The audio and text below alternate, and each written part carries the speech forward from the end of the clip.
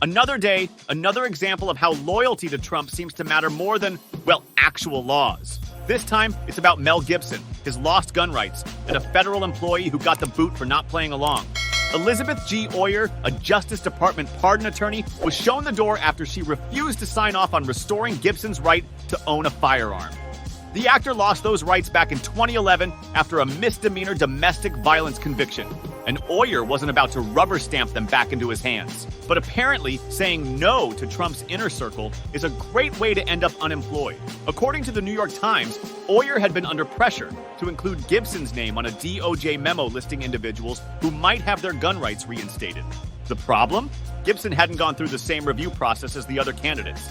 That didn't stop an official from Deputy Attorney General Todd Blanche's office from allegedly telling Oyer that Gibson's personal relationship with Trump should be enough of a reason to approve it.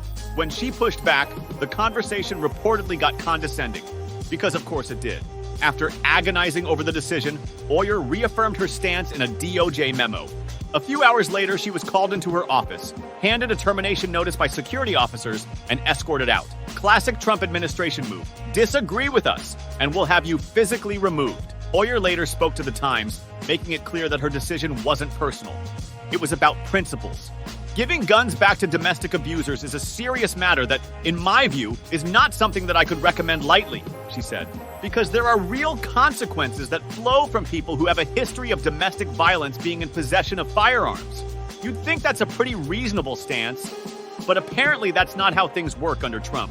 If you're famous and have the right connections, due process doesn't seem to apply. This isn't the first time we've seen DOJ officials getting axed for refusing to play political games.